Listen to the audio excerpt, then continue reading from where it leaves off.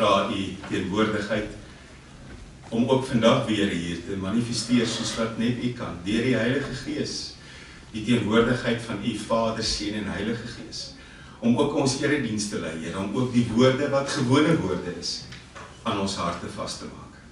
Aan u behoort ons lewens, nou en vir ewig. Amen.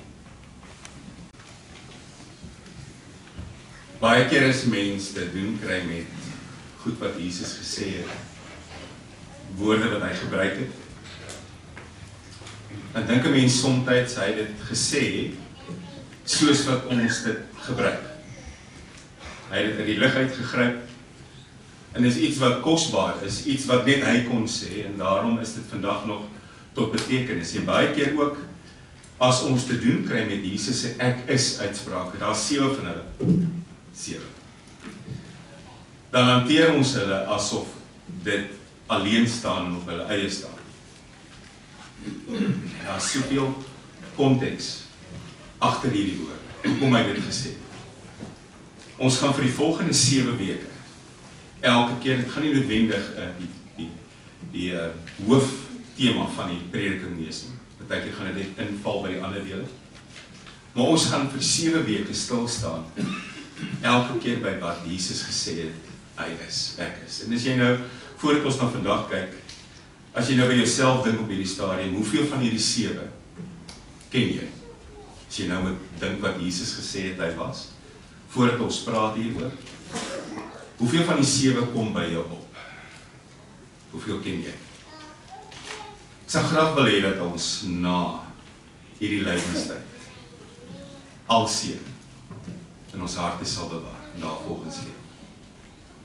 Ons lees vandag die eerste ene uit Johannes 8, ons gaan hulle ook nie kronologies doen nie. Hierdie was die tweede uitspraak van Jesus. Ons hanteer hom vandag vir die eerste keer, of vir die eerste een.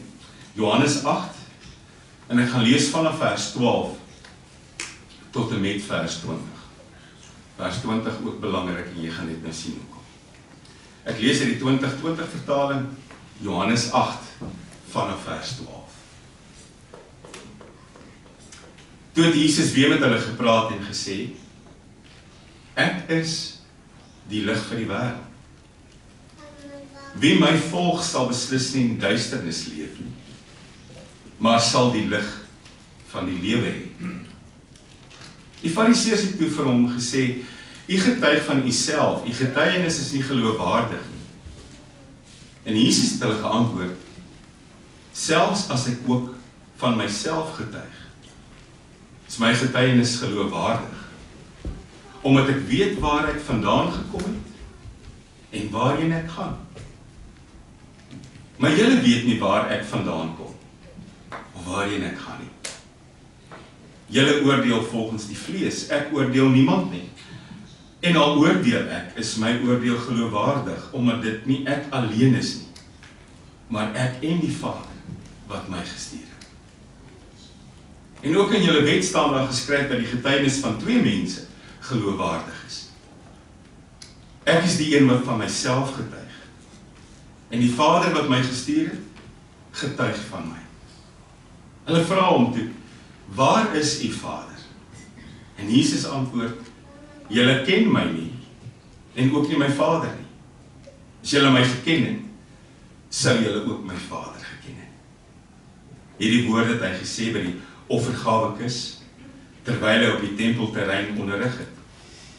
Niemand het hom egter gevange geneem, omdat sy uur nog nie aangebreek het. Ek lees vanoggend net tot hier geliefdes. Ek wil ook saam met julle hierdie stukkie teks oopbreek, om 'n groter prentjie te kry en om vaster te maak aan ons harte. Maar voordat ons dit doen, terwyl ons so by mekaar is, kom ons sluit ons oë. Kom ons bid.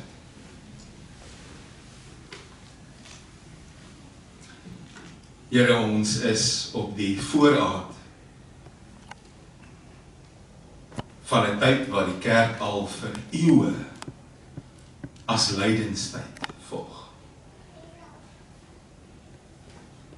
En Here, soms neem ons net kennis van hierdie tyd van die jaar. Soms besef ons Paasfees is naby, as die sjokolade eiers uitgepak word en die winkels oralster vir jou Easter produkte het. Het gaan oor soveel meer. U sien in hierdie tyd, Here, het u self gestroop om vir my te sterf, om vir my lewe te bring, om vir my die dood te oorwin, om vir my 'n ewigheid te gee. En ek vergeet dit so maklik, Here. 'n Mens kyk na die jaarkalender en jy dink Paasfees die eerste naweek in April en jy begin planne maak in jou kop en dink wat jy gaan doen. Maar dit was onseglike verlies en 'n massiewe offer wat my hele lewe verander het. Daarom wil ons hierdie jaar saam stap, Here. Ons wil nie kennis neem nie. Ons wil deel wees. Ons wil volg. Ons wil doen wat u sê. Ons wil antwoord as u sê. Die wat my lig volg sal nooit weer duisternis hê nie. Want ek herken volgend, dit kan baie keer lekker donker raak in my lewe, Here.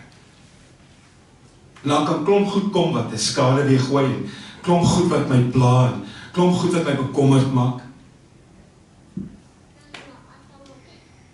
Ek wil in u lig lewe, Here.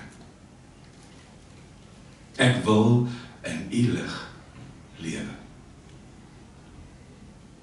Daarom vul my ook vanmôre weer met die rustigheid van u Heilige Gees. Vul my, Here, met u vrede wat my verstand te bowe gaan.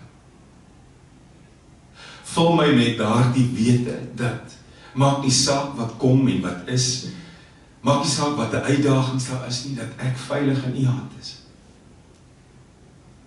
Vul my met die vrede in my hart dat my kinders wat sopas dalk met 'n nuwe loopbaan begin het, weg is college toe of universiteit toe, dat hulle veilig is in u hande. Vul my met u vrede, want ek soek daarna, Here. Dankie dat u na ons kyk. Dankie dat u na ons geliefdes kyk, hier en ver. Dankie, Here, vir die milde reën. Dit lyk 'n bietjie anders die tyd van die jaar hier, waar dit gewoonlik bruin en grys en beige is. Dankie, Here, vir u goedheid en u grootheid. Ons kom vanmôre ook as 'n gemeente en ons sê, ons is hier om hierdie stuk pad saam met u te stap. Dankie dat u my ken, dankie dat u vir my lief is, dankie, Here, dat u my toerus. Amen. As jy mooi na jou kerkkalender kyk, sou jy iets gesien het wat, ons sit dit al 'n paar jaar in, sien iets wat jy op die oogopslag gaan raak lees, jy staan nie by 'n Sondag, waar jy kyk hoe laat begin die kerk, jy staan ook nie by 'n ander dag, waar jy sien waar verjaar jou vriende nie, maar op die 18de Februarie, gaan jy 'n inskrywing sien in jou jaarprogram, as Woensdag, begin van die lydenstyd. Kan ek vra, wie het dit al gesien? Vorige jare ook wees, dankie. Ek gaan vandag so 'n bietjie daaroor gesels en waartoe dit lei. Nou, dit is die begin van die lydenstyd. Dit is die begin van die reis, Jesus se reis, wat uiteindelik tot 'n kruis en 'n graf en 'n leë graf en wonde aan die hande en 'n opgevare Here gelei het. Een wat weer gaan terugkom. En jy kan maar in die Bybel kyk, voor Jesus het mense nooit van 'n ewige lewe gepraat. Nooit. Hulle het eintlik ook nie genade verstaan. Baie keer is hulle vergifnis gevra, die hele Ou Testament deur, vir hulle ontrou en hulle ongehoorsaamheid en hulle sonde, was dit baie keer uit vrees vir God se straf. Mense het nie regtig genade verstaan nie. Maar toe kom Jesus. En uit die Griekse teks in Johannes 1, hy kom slaan as het ware tent onder ons op. Dis verrassend. Hy kom slaan tent onder ons op. Hy kom bly onder ons. Hy maak ons sy woonplek. En hy leer ons om verder te dink en weier te kyk as ons oor lewe en dood praat. Trouwens, hy oorwin die dood. Hy bring 'n lewe wat verder strek as die grense wat op daai tyd bestaan het. Maar 'n deel van sy pad hier was die lydensweg. En baie keer kry jy kerke wat glad nie oor die lydensweg praat nie. Want dit gaan net oor die happy times. Kry kerke wat glad nie hierby stil staan nie, want dis nie altyd 'n lekker boodskap nie, dit laat my skuldig voel, dis oor my. Wel, ons gaan elke tree saamstap. Want dit gaan my bietjie stroop van 'n paar goed, waar daar eintlik dankbaarheid moet eers, oor 'n kruis wat leeg is, en 'n graf.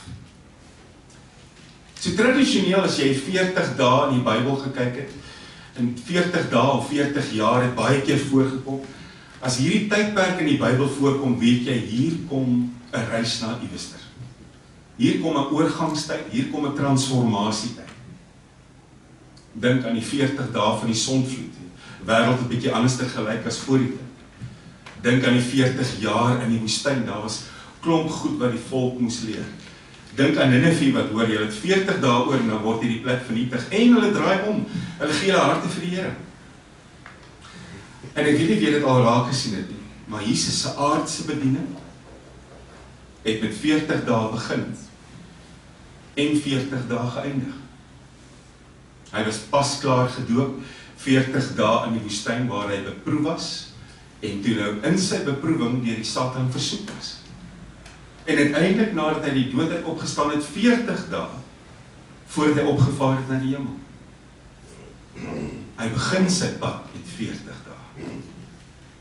En hy eindig dit met 40 dae.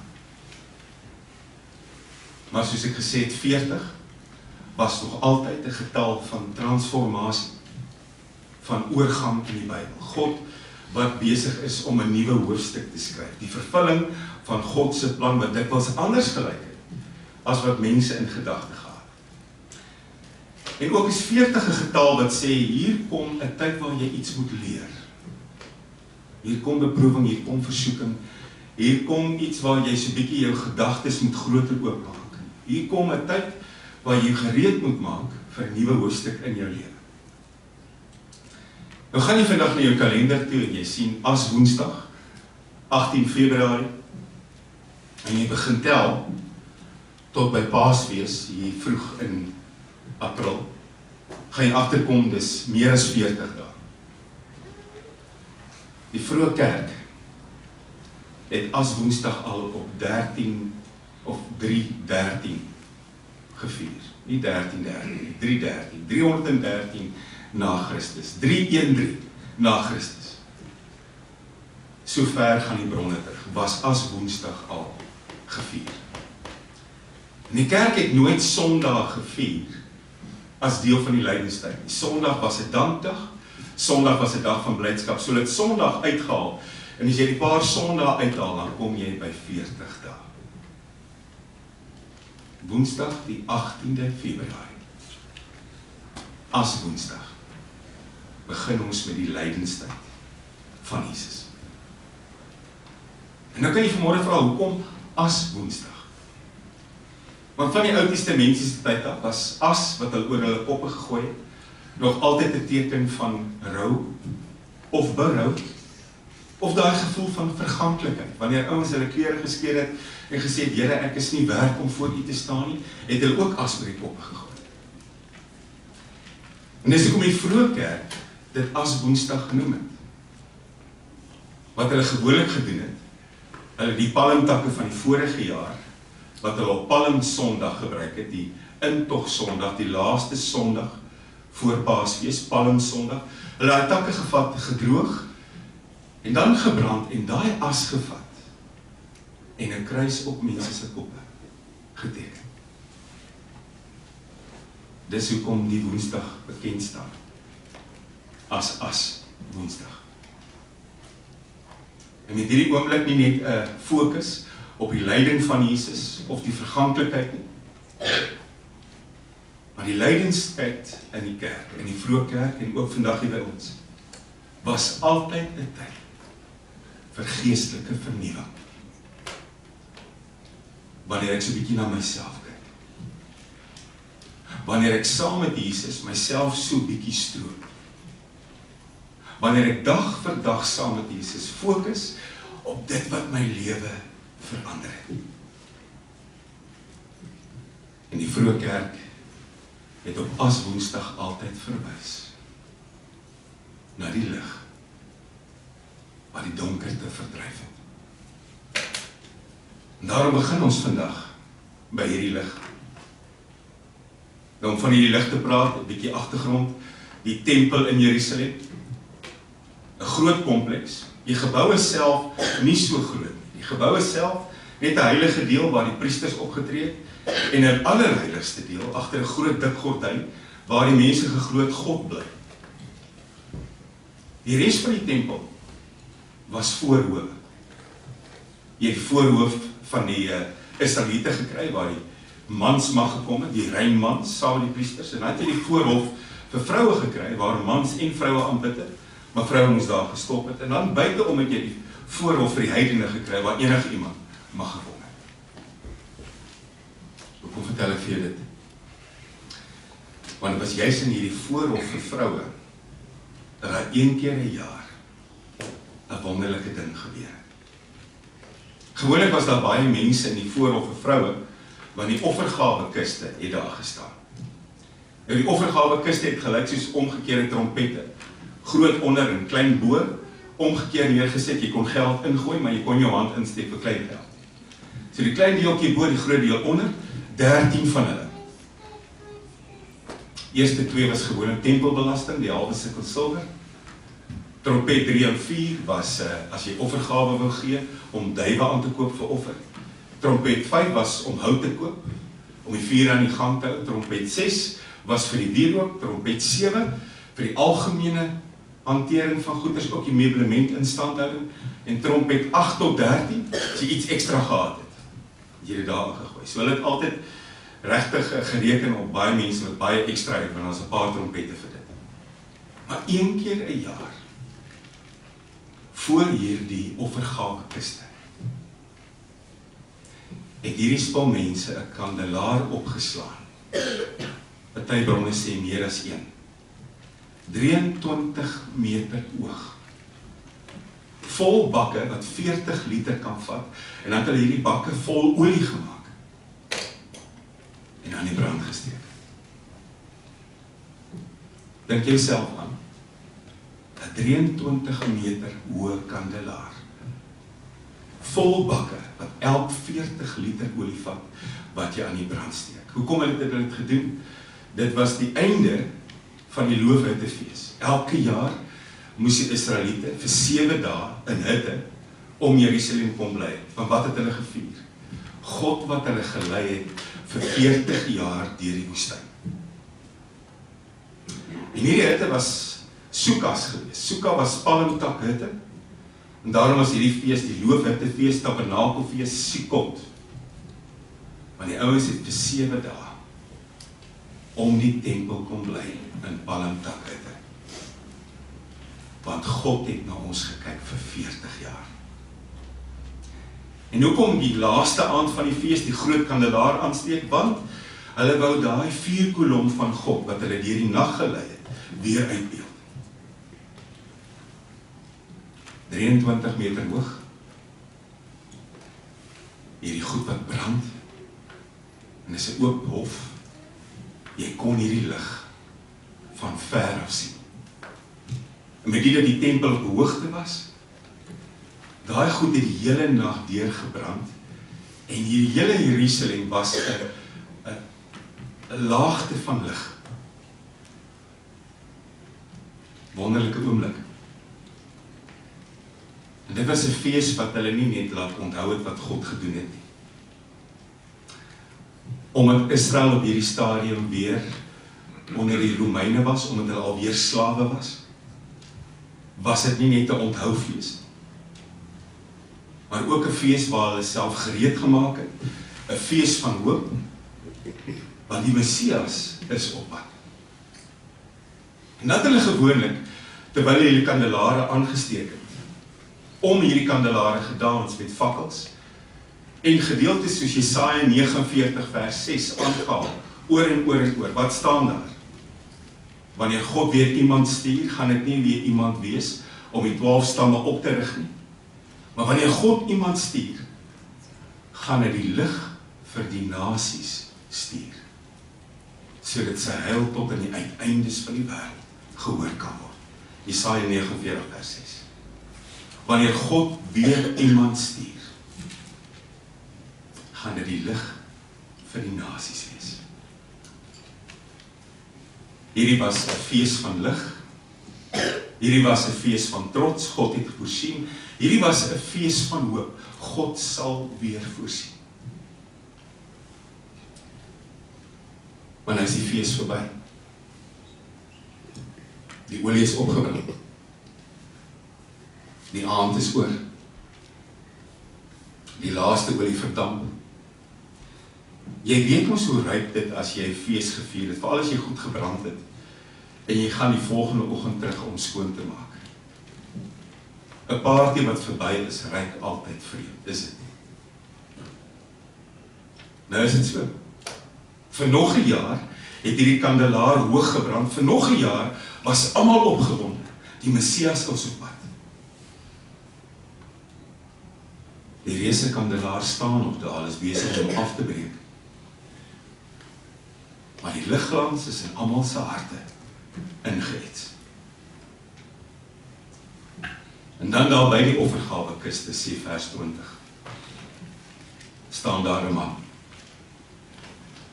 Hy het sopas as jy hoofstuk 7 lees, weer moeilikheid gehad met die fariseërs en die skrifgeleerdes. Want hierdie man in sy vroeë 30's is eintlik 'n skrynwerker, maar hy probeer sy lyf rabbi hou. Hy dink hy's wys. Die fariseërs kan hom nie verdra nie. As hulle hom sien aankom, berei hulle self voor om hom af te breek en te verneder. Nou staan hierdie skrynwerker rabbi daar. En weet jy wat sê hy? Ek is die lig vir die wêreld.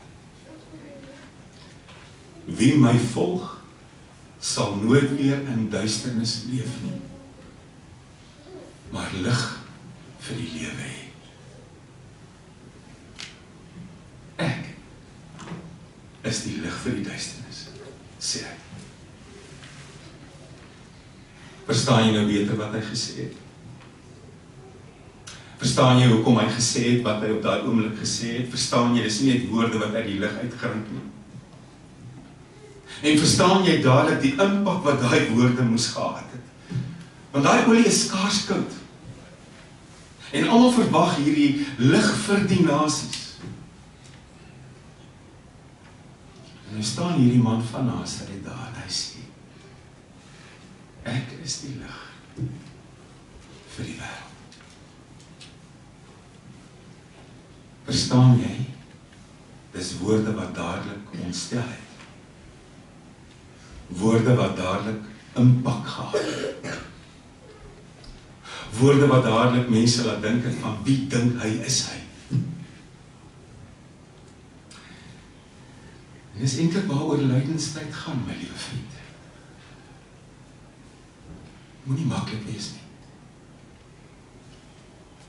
Hierdie tyd van die jaar gaan oor woorde wat aan 'n mens raak. Woorde wat jou so 'n bietjie ontstig. Woorde wat jou ontstel, woorde wat jou weer moet laat dink, woorde wat jou in beweging moet bring. Terwyl die spul wag vir die lig vir die nasies, staan hy hier met sy skrynwerkers wysheid volgens die fariseërs. En hy sê, kyk na my. Ek is die lig vir die wêreld. Jou wagtyd is verby. Die profeseë word alles waar. Die eeuoue beloftes gebeur alles hier voor jou oë.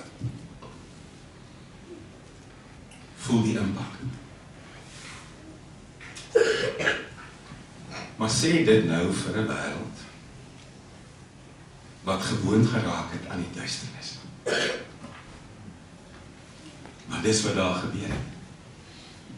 Die wêreld was baie duister, baie donker. Al het hulle kandelare opgesteek wat die hele nag deurgebrand het. As die olie op was, was die wêreld maar weer net so donker. Die wêreld vandag is nog donker. En dit gaan nie net oor die goed wat daar buite gebeur. Kyk na die gedagtes wat jy soms in jou kop ronddra. Kyk na die woorde wat jy soms uiter. Kyk na die goed wat soms in jou hart leef. Die wêreld, my vriend, is 'n donker, donker plek. Eerste mense wat reageer, die eerste ouens wat altyd gereageer het, was nie sy fanbase nie. Was die fariseërs, die skrifgeleerdes. Hulle was altyd reg met reaksie, altyd reg met 'n stukkie negativiteit. Ook nou hier, 'n paar oomblikke gelede was hulle die ouens wat met fakkels om hierdie groot kandelaber gedans het. En nou kom hulle terug en sê, maar hoor hier, wie gee jou die reg? Jy het getuies nodig om sulke goed te sê. En ek gaan nie vandag tyd spandeer aan hulle woorde nie, want dis negatief. As hy antwoord sê hy net, ek is nie alleen nie. Ek en die Vader is een, maar dis my tweede getuie, ek weet waar ek vandaan kom, ek weet waar die pad is, julle weet duidelik nie. Ek het nie nou gekom om te oordeel nie. Ek het nie gekom as regter nie, ek het gekom as redder.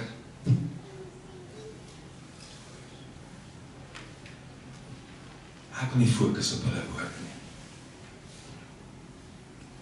Ek wil fokus op syne. Weet jy waar begin dit, wat hy hier sê? As jy die Johannes Evangelie lees, sê jy agterkom, dit begin op 'n wonderlike manier. Aan die begin was die woord, en die woord was daar, en die woord was by God, en die woord was self God. Niks het sonder hom ontstaan nie. In hom was lewe, en die lewe was die lig vir die mense. Het staan al in Johannes 1. In hom was lewe, en die lewe was die lig vir die mense. Die lig skyn in die duisternis. Die duisternis kon dit nie uitdoof nie. Omdat die lewe in hom was, staan hy daar. Maak nie saak wie hoor, nie wil hoor nie. Wie is daar, wie is nie daar nie. En hy sê, ek is die lig vir die wêreld. Geliefdes, kyk mooi na hierdie woorde. Die antwoord vir 'n chaotiese, donker wêreld is nie iets nie. Dis iemand. In hom was daar lewe. En die lewe was die lig vir die mense. Het jy agtergekom, lig bevry 'n mens? Het jy agtergekom hoe gevange is 'n mens as jy in pikdonkerte is?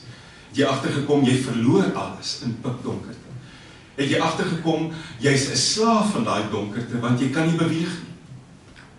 En die geringste lig wat daai donkerte breek, bevry jou. Dis asof jy weer kan dink. Jy kan sin maak om jou. Jy kan planne maak. Jy kan beweeg. Jy kan vorentoe gaan. En as hy op hierdie dag vir jou vra om hom te volg,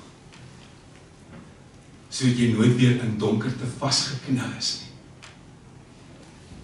Gebruik hy eintlik 'n woord akolotheo wat gebruik was om 3 verhoudings uit te beeld. Eerstens die verhouding tussen 'n soldaat en sy offisier.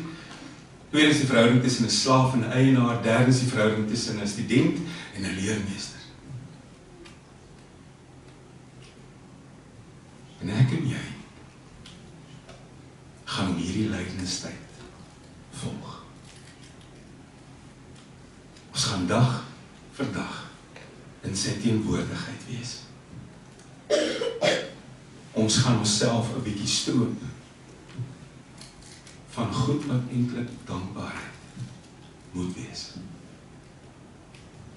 Gaan dit maklik wees? Gaan lees gerus Matteus 5. Kom jy agter hoe moeilik dit is om hom te volg. Maar anders as die mense van daai tyd, weet ons, hierdie lig was lewe. En ek en jy het hierdie lewe. Ek gaan vir jou verduidelik nadat ons amen gesê het, wat ons in hierdie lydingstyd gaan doen. En ek hoop, jy is met my, dag na dag en tree vir tree. Amen. Kom ons sluit ons erediens af en ons doen aan die seën van die Here. En elkeen van u gaan in vrede.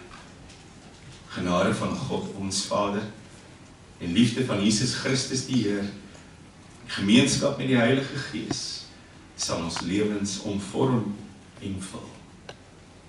Amen.